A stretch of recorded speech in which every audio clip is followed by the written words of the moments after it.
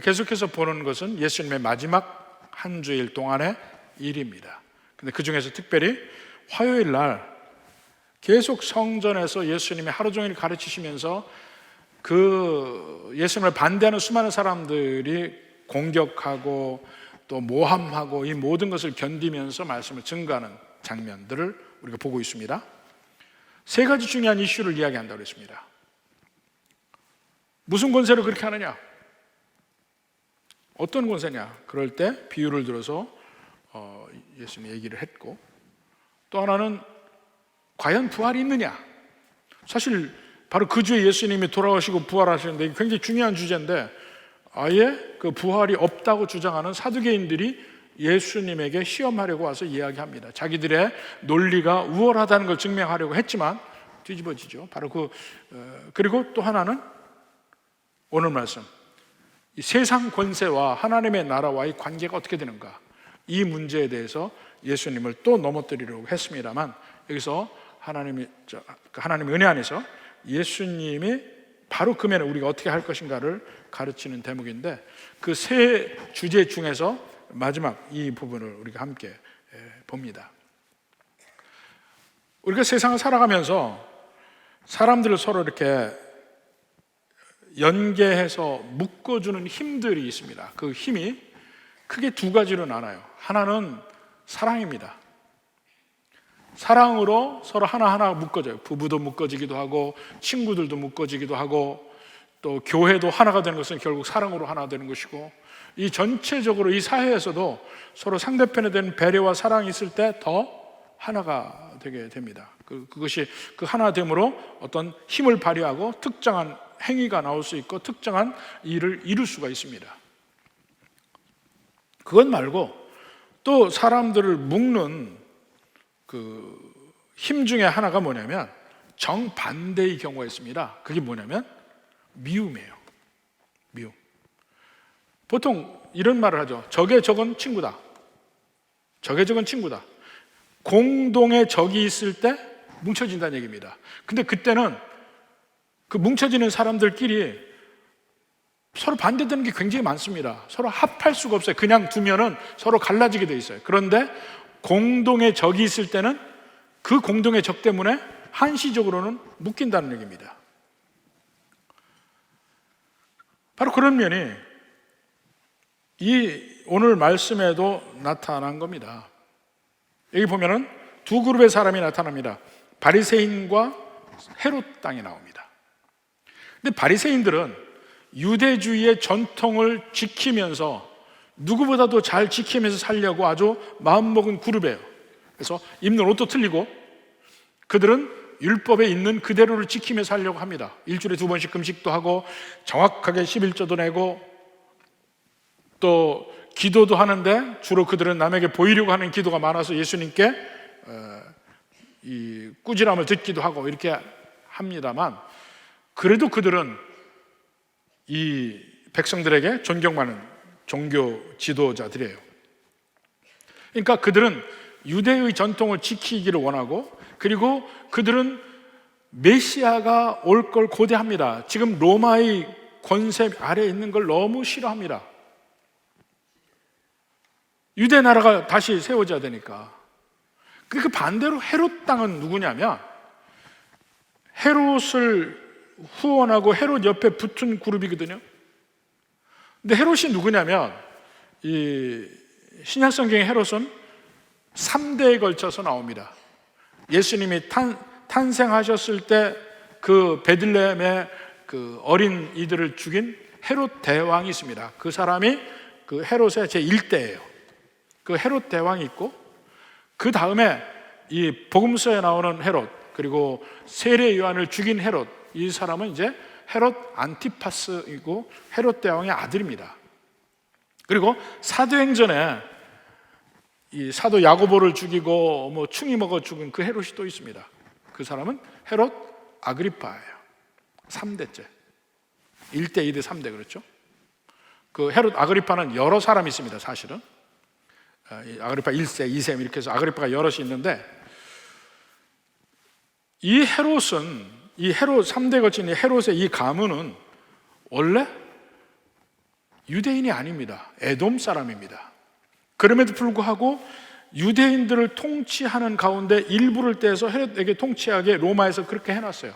그 이유는 뭐냐면 그 전 때부터, 그 헤롯 대왕의 아버지 때부터 로마와 관계가 있습니다.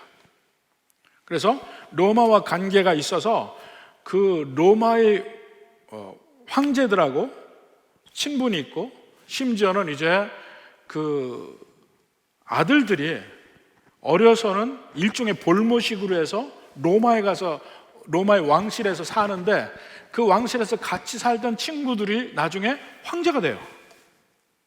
그러니까 이 사람들이 그 힘으로 이제 왕으로 임명을 받아서 유대인들을 다스리는 일을 한 겁니다.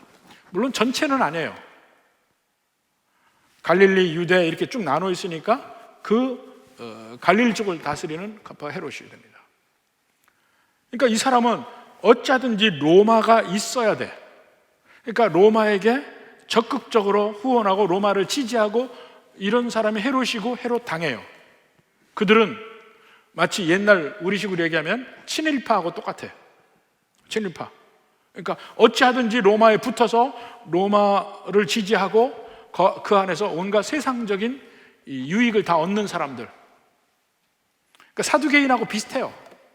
특별히 헤롯 지파, 그 헤롯을 지지하는 그 그룹의 사람을 헤롯 당이라고 한 거예요. 그러니까 이 바리새인과 헤롯 당은 절대로 어울릴 수가 없는 사람들이에요. 바리새인은 엔티 로마, 헤롯 당은 프로 로마. 서로 갈라진다는데. 근데 그들이 합쳤어요. 합친 게 뭡니까? 공동의 적이 있어요. 바리새인들에게는 예수님이 없어졌으면 좋겠어요. 왜냐하면 종교적으로 온 이스라엘에서 자기들만이 존경을 받아야 되고, 자기들이 현재 세워놓은 종교 시스템이 인정받을 때 거기에 모든 특권도 거기 있습니다. 존경도 하나의 특권이에요. 물질적 특권도 있어요. 어딜 가든지 그들은 상석에 앉습니다. 또 사내들인 공회원, 지금으로 말하는 국회의원도 될 수 있고, 이런 모든 특권을 누리고 있습니다, 사실은. 근데 예수님이 나타나서 그 시스템 자체를 부정하는 거예요. 그 시스템 말고 내가 하늘에서 온 권세이다, 내가 하나님의 아들이라 이렇게 이야기하니까 그들의 위치가 흔들리죠. 예수님이 없었으면 좋겠어요. 헤롯 당은 보니까 예수님에게 막 사람들이 몰린단 말입니다. 그들은 불안해요. 저러다가 반란 나겠다.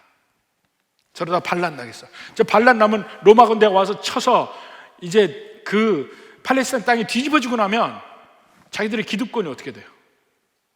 문제가 생기죠. 그러니까 예수님을 배척할 수밖에 없어요. 전혀 다른 목적으로, 하나는 종교적인 목적으로, 하나는 정치적인 목적으로 예수님을 배척하는데 서로는 완전히 다르죠. 하나는 로마파, 이건 반로마파. 그런데도 예수님을 죽이는 데는 합해진 겁니다. 그렇게 해서 뭉쳐서 예수님을 이제 넘어뜨리려고 하는 계략을 세웁니다. 거기 봅시다. 13절부터. 그리 예수의 말씀에 책잡으려 하여 바리새인과 헤롯단 중에서 사람을 보내매. 그들이 서로 공모해서 사람을 보내요. 와서 이르되, 그 대표에서 온 사람이, 선생님이여, 우리가 아노니 당신은 참되고 아무도 거리끼는 일이 없으시니 이는 사람을 외모로 보지 않고 오직 진리로서 하나님의 도를 가르치심이니이다. 그들은 이것을 믿지 않아요. 허풍해요. 예수님을 그냥 띄워놓고 잡으려고 하는 거예요. 근데 사실은 그 허풍으로 한 그 말 자체는 진실이죠. 예수님 이런 분이죠. 참된 분이죠. 사람을 외모로 보지 않고 진리로 하나님의 도를 가르치시는 바로 그런 분이죠. 그러니까 그들은 거짓을 이야기한다고 했지만 사실은 진실을 이야기한 거예요. 십자가에서도 예수님 머리 위에 팻말로 이스라엘의 왕이라 붙였잖아요. 그들은 조롱거리로 붙였지만 그 사실을 얘기하는 거예요. 그러니까 이런 일들이 계속해서 있습니다.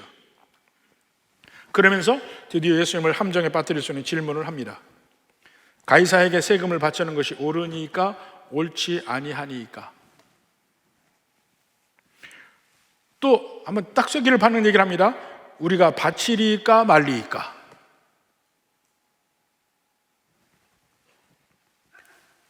이게 함정에 빠뜨리는 질문이라는 것이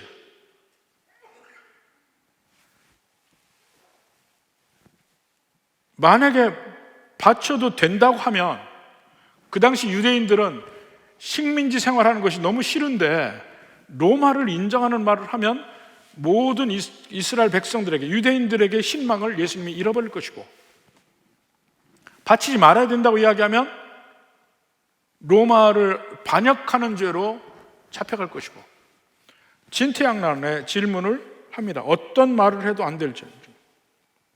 근데 그때 예수님의 지혜가 나오고 전혀 다른 그 예수님이 말씀하시는 그 하나님 나라의 법칙을 그 다음에 이야기를 하십니다.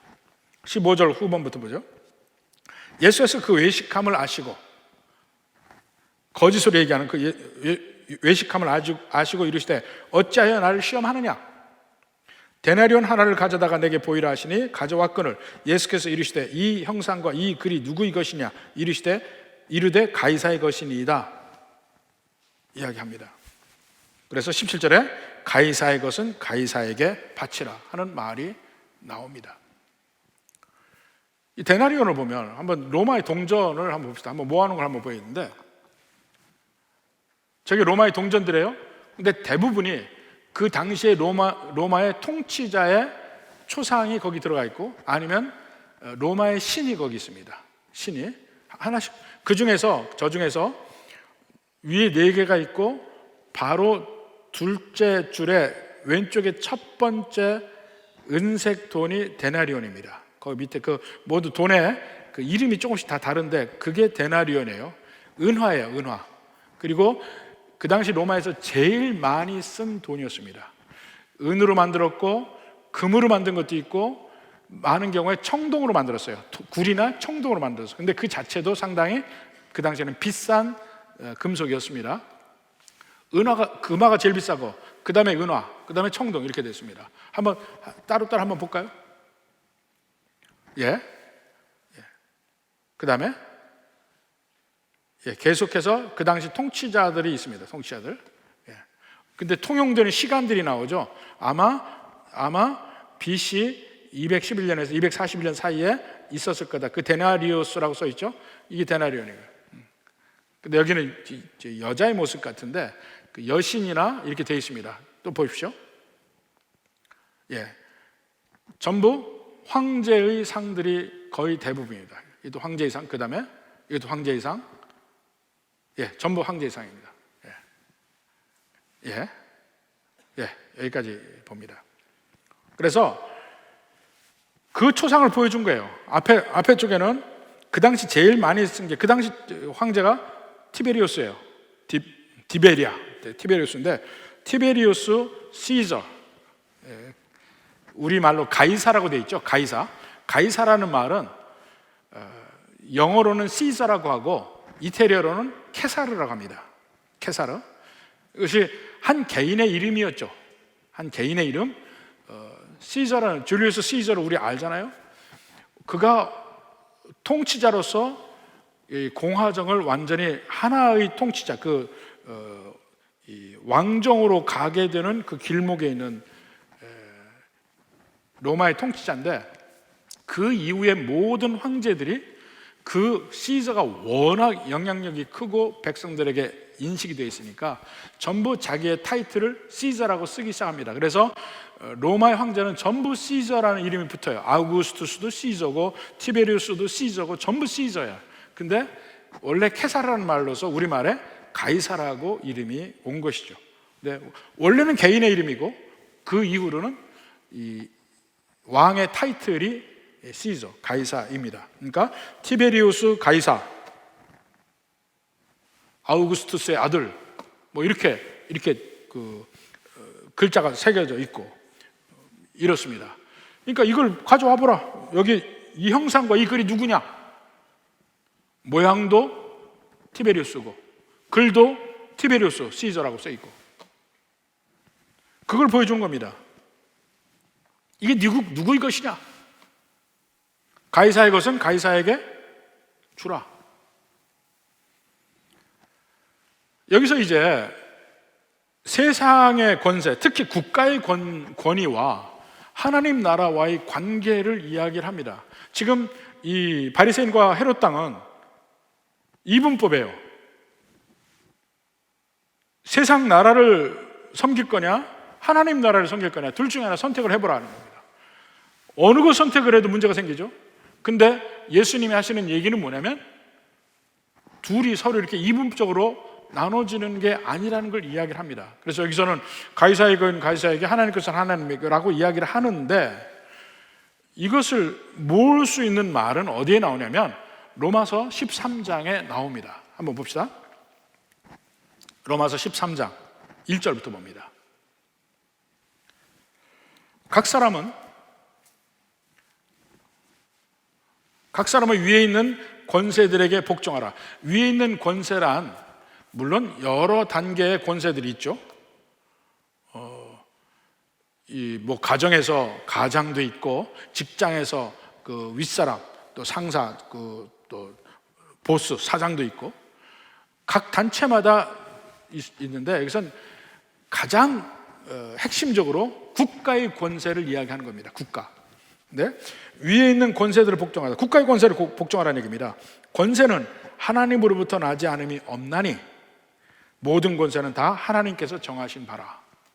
이게 굉장히 중요한 얘기입니다. 지금도 많은 사람들이 국가의 권력, 국가의 권세와 하나님 나라를 이분법적으로 봐요. 근데 예수님이 얘기하는 것은, 또 로마서에서 얘기하는 것은 그게 아니라는 거야. 이 세상의 모든 권세도 하나님의 권세 아래에 있다는 겁니다. 하나님이 임명하셨다. 근데 그 임명한 그 사람들이 자기들은 언제 내가 하나님께 임명받았나 할지 모르지만 하나님이 다 세우신 사람들이라는 겁니다. 그 사람이 예수님 믿건 안 믿건, 그 사람이 선한 사람이건 아니건 관계없습니다. 이게 먼저 우리가 인정이 돼야 돼요. 그 이후에 로마서 13장 2절부터는 왜 하나님이 그 권세를 세우는지 이유를 이야기하긴 합니다. 이 세상에 질서를 잡고 이 세상에 무질서가 없어져서 선한 일을 하게끔 왕들을 주어서, 국가를 주어서, 국가의 권세가 잘못한 사람은 벌 주고, 이런 일을 해서 그 시스템을 유지하도록 만드는 것이 하나님이 세우신 국가 권력이다는 얘기입니다. 그래서 잘못하면 벌을 준다, 이 얘기가 나옵니다. 그건 하나님이 그들에게 위임을 해서 하는 것이다 하는 얘기를 하고, 13장 5절에 봅시다. 그러므로 복종하지 아니할 수 없으니 진노 때문에 할 것이 아니라 양심을 따라 할 것이라. 바로 그 앞에까지는 벌 받을 수 있다, 그러니까 두려워하라는 얘기를 먼저 했지만, 우리 믿는 백성들이 국가의 권세에 복종하는 것은 두려움 때문에 하는 것이 아니고 양심에 따라 하라는 겁니다. 그러니까 마음에서부터 우러나서 하라는 면이 하나 들어가고, 양심에 따라 복종하라 하니까, 그러면 양심이 어긋나는 거 어떻게 할 거냐, 국가에서 얘기하는 것 중에 양심이 어긋나는 거 어떻게 할 것이냐, 이 문제가 나옵니다. 그래서 우리가 국가 권력에 복종하는 것이 어떠한 방식으로 해야 되는지 하는 걸 먼저 생각해 볼 필요가 있습니다. 먼저 로마서 13장에서부터 우리가 생각해야 될 것은, 국가란 하나님이 인정하시고 세우신 제도라는 거예요. 그게 꼭 지금 형태의 국가라는 것도 근대에 와서 국가라는 개념이 있습니다. 그 전에는 봉건 제도에서는 영주들이 있잖아요. 영주들이 실질적인 국가였어요. 근데 근대에 와서 국가라는 개념이 생겨서 국가의 영토가 생기고, 그전에는 그게 그렇게 뚜렷하지 않았어요, 지금처럼. 그러나 하여튼 하나님이 인정하시는 제도라. 물론 하나님이 선한 목적으로 국가를 세우긴 했지만, 역시 그 국가를 이끄는 리더들, 대통령이든 수상이든 총독이든 왕이든 그 리더들은 완전하지 못해요. 어차피 이 세상의 모든 시스템은, 특히 국가, 이 정치 권력은 하나님이 만드셨지만 완전하지 못합니다. 완전한 나라는 없어요. 완전한 왕이나 대통령이나 이런 사람도 없고, 그렇지만 하나님이 세우셨다는 거예요. 그래서 우리가 그런 모든 권위 있는 사람들, 이 시스템에서 권세를 가진 사람들을 볼 때에 적어도 하나님이 세우셨다는 그것을 인정을 하라는 겁니다. 그건 국가도 마찬가지고 교회도 마찬가지예요. 목사, 죄인이에요, 죄인. 그렇지만 하나님이 세우셨습니다. 거기에 복종하라는 얘기예요. 국가도, 대통령도 죄인이에요. 잘못해요. 근데 하나님이 세우셨다는 걸 인정하라는 얘기입니다. 그리고 그런 죄인들이 뭉쳐서 잘못된 일도 많지만 국가가 하는 긍정적인 일이 있는데 모든 우리 인간 사회에 질서를 세우는 일을 한다. 그래서 사실은요, 무정부보다 독재 정권이 있는 게 나아요. 대표적인 예가 뭐냐면 구소련이 멸망할 때 정말 그 구소련에 살던 사람들이 두려워했습니다. 무정부 상태. 엄청 두려운 때였어요. 더군다나 거기는 핵까지 있잖아요. 핵무기까지. 그래서 그것을 처리하는데 굉장히 긴장을 하고 처리해서 다시 러시아라는 국가 또 다른 여러 나라들이 생기게 된 것이잖아요. 그보다는 있는 게 나아요. 모든 사람에게 더 많은 평화를 주기 때문에, 질서를 주고. 그리고 이렇게 불완전한 사람들이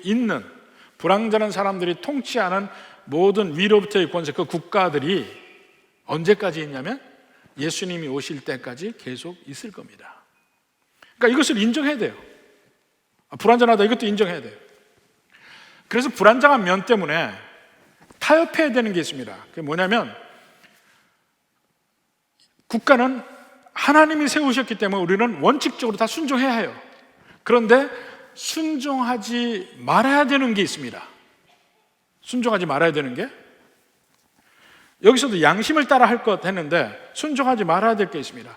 제일 첫 번째가 하나님의, 성경에서 말하는 하나님의 직접적인 명령을 어기라고 할 때, 그때는 순종하지 않습니다. 직접적인 명령을 어기라고 할 때, 이 예수님이 십자가 못 박혀 돌아가시고 부활하시고 승천하신 뒤에 초대교회가 예루살렘에만 아직 있었습니다. 그때는 예수님의 제자들도 계속해서 성전에 가서 정한 시간에 예배를 드렸습니다. 그게 사도행전 쪽에 나오죠. 근데 그때 초대교회 사도들이 성전에 가서 주로 전파한 내용이 뭐냐면 예수님이 부활하셨다는 내용이에요. 모든 초대교회의 복음의 핵심은 십자가에 못 박히신 예수님이 부활하셨다. 그것이 핵심이에요. 사도행전에 스데반의 설교, 베드로의 설교, 바울의 설교 다 읽어보세요. 전부 예수님의 부활에 대해서 이야기해요. 핵심이. 그걸 얘기하는데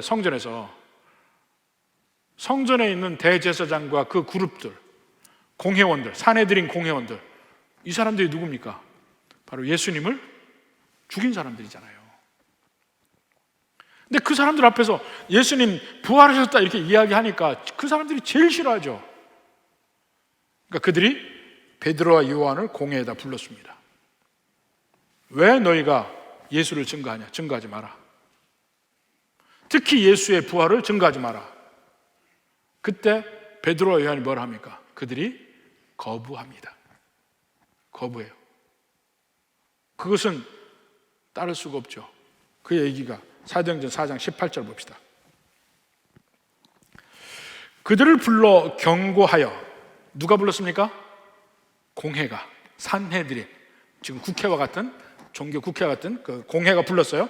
경고하여 도무지 예수의 이름으로 말하지도 말고 가르치지도 말라 하니 베드로와 요한이 대답하여 이르되 하나님 앞에서 너희의 말을 듣는 것이 하나님의 말씀을 듣는 것보다 옳은가 판단하라. 우리는 보고 들은 것을 말하지 아니할 수 없다. 거부하죠.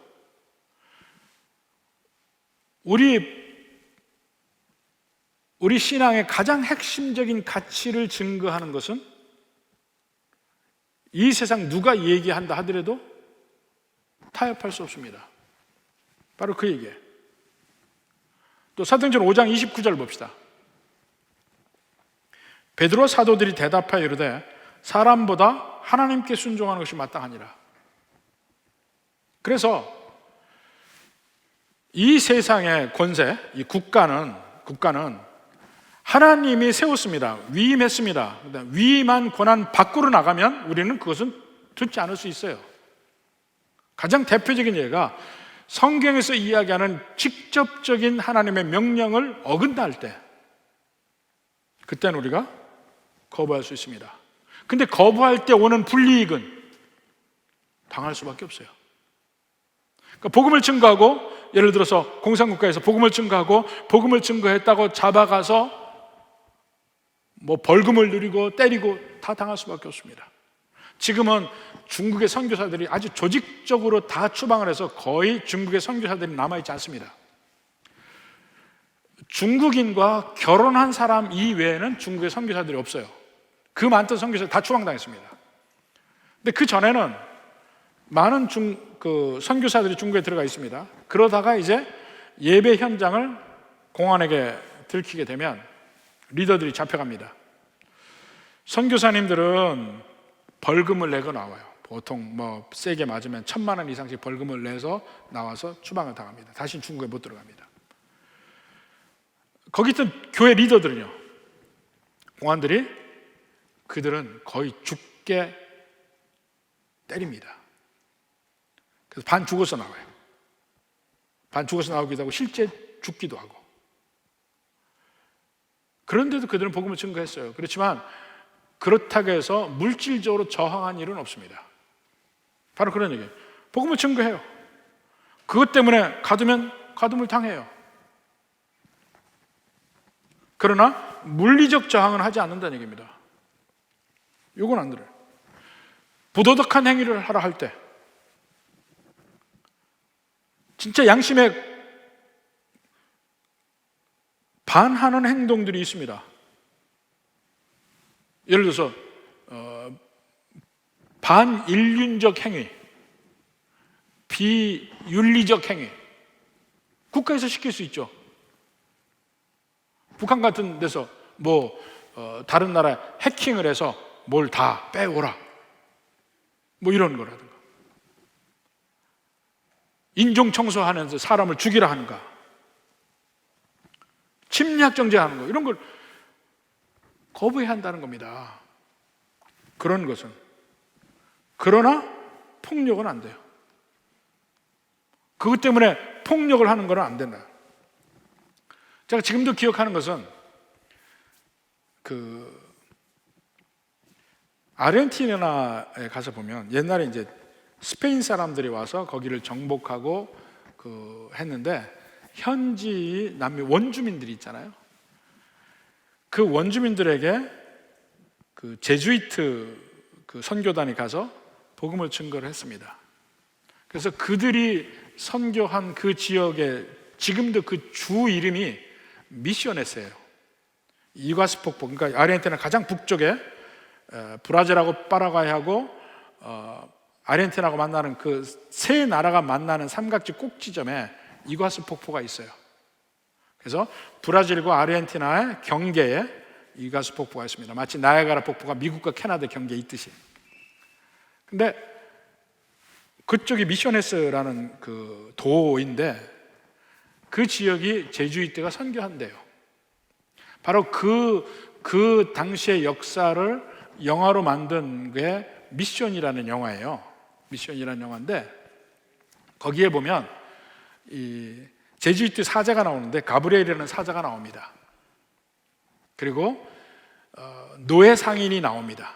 로버트 드니로가 간 노예 상인, 로드리고라는 노예 상인이 나오는데, 그가 회심을 해서 그 사제가 되는 그 훈련생 수사가 되죠.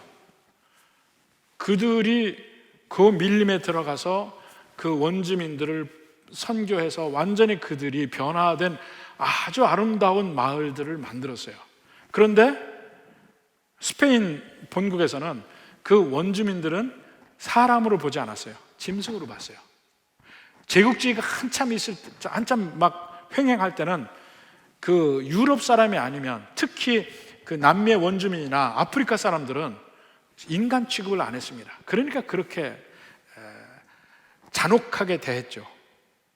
그래서 짐승으로 봐서 그들에게 선교하지 마라 이렇게 얘기한 겁니다. 왜냐하면 그건 정치적 목적이 있어요. 거기 다 쓸어버리려고 부딪혔습니다.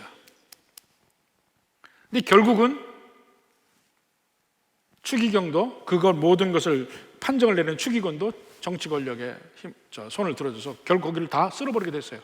그때 그 원주민 마을을 지킨 사람들이 그 두 신부, 가브리엘 신부하고 로드리고라는 수사예요. 스페인 병사들이 들어오는데 그것을 대하는 두 사람의 그 대하는 방법이 다 틀려요.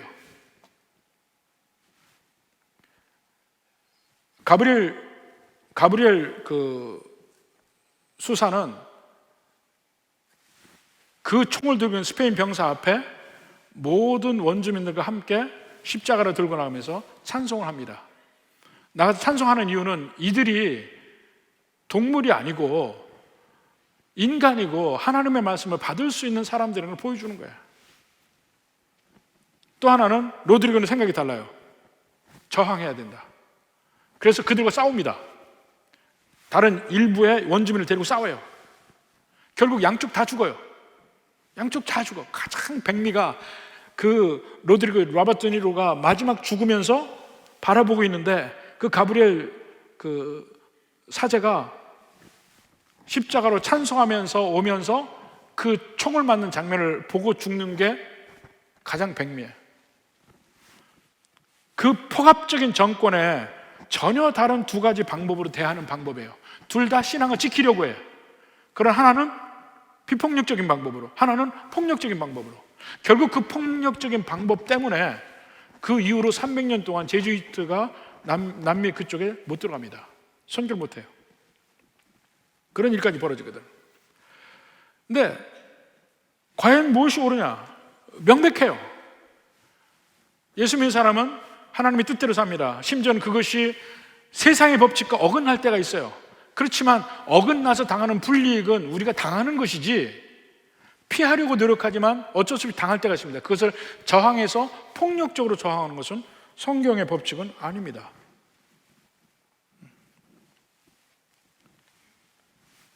그러니까 이렇게 하나님 뜻에 반하는 것이 구체적으로 있을 때 빼놓고는 정부에 순종해야 합니다. 사실 최근에 몇 년 동안 우리나라도 정말 극렬하게 나뉘었잖아요. 그 참 마음 아픈 일인데 바로 그때 우리의 주장을 할 수 있습니다. 우리 주장을 할 수 있는데 교회가 어떻게 해야 되는 문제는 우리가 고민을 해야 됩니다. 예를 들어서 교회의 핵심 진리를 저해하는 일은 우리가 교회 이름으로 반대를 표명하고 교회 이름으로 그 저항 운동을 합니다. 가장 대표적인 예가 차별금지법을 반대하는 거예요. 그것은 교회 이름으로 우리는 합니다. 왜냐하면 우리가 성경적 진리로 알고 있는 동성애가 안 되는 그 문제를 허용하려고 하니까, 그 허용이 문제가 아니고 그것을 법제화하면 무슨 문제가 생기냐면 앞으로 강단에서 동성애가 안 된다는 말을 하면 일반 사회법에 걸립니다. 그게 차별금지법이에요. 그걸 만들겠다는 거야. 그러니까 그들에 대해서 반대하는 말을 하면 그게 전부 법에 저촉되는 일을 봐요. 근데 그것은 교회의 핵심 진리야. 그걸 교회가 말 안 하면 되겠어요? 절대로 안 됩니다. 차별금지법 반대합니다. 지금 민주당 끝까지 그걸 미루려고 그래요. 동성애 쪽을 손을 들려고 하고. 우리는 그건 반대예요. 교회적으로 그건 얘기할 수 있어요. 교회의 핵심 진리를 깨뜨리는 거니까. 심지어는 미국에서 그런 일이 있습니다. 그런 차별금지가 미국에 이미 통과가 돼서 시행이 되니까 무슨 일이 벌어지냐면 이 오레곤의 한 빵집에서, 크리스찬 빵집이에요. 베이커리인데 빵을 만들잖아요. 어느 날 한 남자가 와서 웨딩 케이크를 주문했어요. 근데 남자끼리 결혼하는 거에 웨딩 케이크를 주문한 거예요. 거기에 뭐 남자끼리 서로 있고 뭐 그것까지 다 만들어서 달라고 한 거예요. 거부했어요. 우리는 그걸 못 만듭니다. 그리고 법정에 섰어요.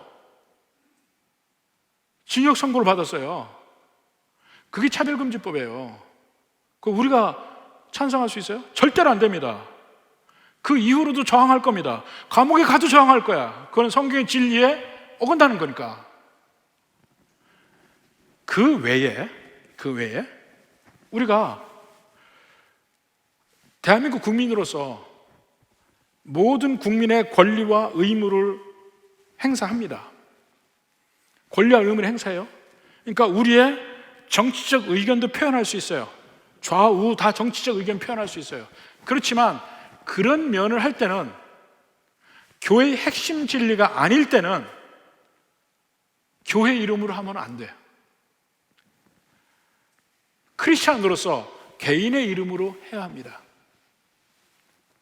그 가치가 옳고 그를까를 떠나서 옳을지라도 교회의 이름으로 하면 안 돼요.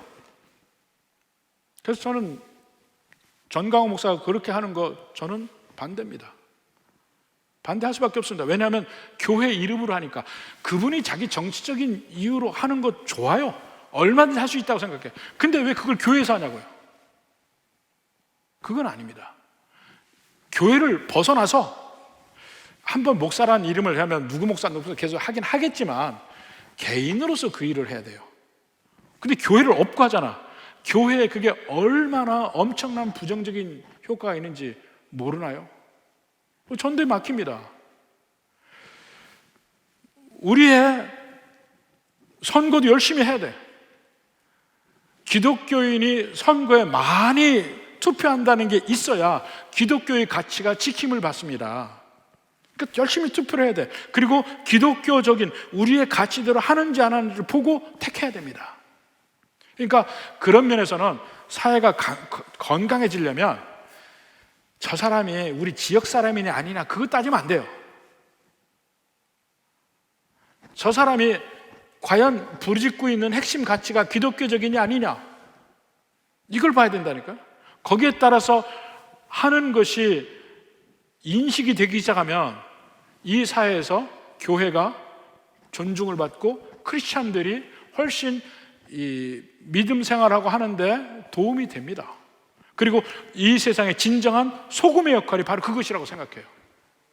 건강하게 바른 의가 이루어질 수 있는 방향으로 가요. 그러니까 집권하고 있는 사람도 백성을 두려워할 줄 알고, 또 야당도 무조건 반대가 아니고 백성을 두려워할 줄 알고, 서로 백성을 두려워하는 가운데 의견이 틀린 건 얼마든지 조율할 수 있고 조화가 가능해요. 저는 우리나라 정말 좋은 나라로 생각해.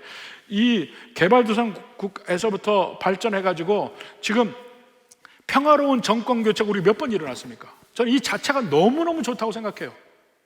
계속해서 그렇게 돼야 돼. 다른 데는 그런 날 거의 없어요.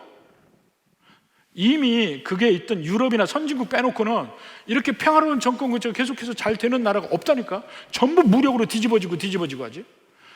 그거 정말 지켜나가면서 국민을 두려워하는 나라가 될 수 있게끔 우리는 해야 돼. 그렇지만 그것이 개인으로 하라. 교회 이름으로 해서는 안 된다는 겁니다. 교회가 나서는 건 뭡니까? 교회의 핵심 가치를 저해하는 일이 있을 때는 교회가 나서야 됩니다. 그 외에는 개인이 해야 합니다. 그렇지만 적극적으로 하라고 얘기하고 싶어요. 적극적으로 참여하십시오. 그래야 우리의 가치를 지킴을 받으니까. 또 이런 문제가 있습니다. 뭐냐면 속도 위반. 속도 위반 죄입니까 아닙니까? 예? 죄여가 아니고 주여죠, 주여. 속도 위반이 죄냐 아니냐 이거예요. 어느 순간에 우리나라가 도시의 속도가 60km였다가 50km로 바뀌었어요. 그러면 내가 55km로 갈 때 옛날에는 합법이었는데 지금은 불법이에요. 이게 죄입니까 아닙니까? 이거는 국가에서 통제하기 위해서 질서를 위해서 한 것들이 성경에서 이야기하는 직접적인 죄는 아니에요. 직접적인 죄는 아닌데 간접적으로 보면 국가의 권위에 순복하라 하는 그 안에 들어가는 것들이에요. 그러니까 이걸 가지고 막 죄다 아니다 따지는 것은 우스운 얘기예요. 그는 질서를 위해서 50도 되고 30도 될 수 있고 뭐 이렇게 되는 겁니다. 어느 날 또 변하기도 하고. 그러니까 이런 변화되는 것은 성경에서 그냥 죄는 아니에요. 죄는 불변해, 영원한 거예요, 사실은. 그거 말고 우리의 질서를 위해서 하는 것들은 그리스도인들은 되시는 대로 그것을 같이 지키는 것이 맞다, 이렇게 생각을 합니다. 그러다가 사진 찍히면 벌금 내고 벌금 내고 그래도 지키고 살아가는 것. 아, 그리스도인들이면 믿을만하다, 이렇게 느껴지는 이런 것이 좋죠. 그리고 이렇게 국가의 법을 지키고 적극적으로 의무를 다하고, 이 의무가 납세의 의무, 사실 국가를 인정하는 가장 중요한 일이 납세를 하는 겁니다. 납세, 정한 대로 세금을 내는 거. 우리가 가장 절세를 하는 방향을 생각을 하지만 탈세는 생각을 안 합니다. 납세를 하는 거 굉장히 중요한 얘기예요. 결국 이 미국하고 영국이 독립전쟁을 한 계기도 결국 세금 문제였어요. 세금을 내면 권리가 있어야 돼. 세금을 안 내면 권리도 없어요. 이것이 같이 가야 돼. 이것이 같이 가지 않으면 이제 불공평하다고 얘기가 나오는 거예요. 세금 내는 문제. 또 국방의 문제. 국방의 문제도 군대를 가야죠. 나라를 지켜야죠. 그 나라를 위해서 필요한 겁니다. 그리고 뭐 선거에 참여, 그 정치 참여하는 그것도 하나의 의무예요. 권리이기도 하고 의무입니다. 열심히 하십시오. 그리고 중요한 게 나라의 위정자들을 위해서 기도해야 합니다. 기도해야 합니다. 디모데전서 2장 2절 봅시다. 임금들과 높은 지위에 있는 모든 사람을 위하여 하라. 뭘 하라는? 기도하라는 얘기입니다. 이는 우리가 모든 경건과 단정함으로 고요하고 평안한 생활을 하려 함이라. 위정자를 위해서 기도하는 것은 그들은 질서를 유지하는 데 책임을 맡고 하나님께 위임받은 사람들 아니에요. 그들이 정신이 바르게 돼야 우리가 편안하게 생활하죠. 그들이 지혜로워야 우리가 평안하게 생활하고 풍요롭게 생활할 수 있잖아요. 그 면을 위해서 기도하라는 얘기입니다. 열심히 기도해야 돼. 여기까지가 가이사의 것은 가이사에게, 이 세상 권세를 대하는 우리의 마음이에요. 근데 여기서 예수님이 한 가지 더 얘기하죠. 하나님의 것은 하나님에게. 가이사의 것을 따질 때 뭘 받습니까? 동전을 가지고 왔죠. 사실은 이게 그 당시 그 세금 문제 정말 민감한 거 아니에요. 국가는 곧 세금이에요. 사실 세금으로 유지가 되니까. 그 당시 인두세를 낼 때 이 데나리온을 냈거든. 근데 거기에 누구 형상이 있냐? 가이사 형상이 있다 이거예요. 그러면 하나님의 형상은 어디 있습니까? 하나님의 형상 우리 모든 인간에게 있습니다. 로마에는 데나리온 동전이 있다면 하나님 나라에는 하나님의 백성이 있습니다. 데나리온은 로마에게 드리는 거예요.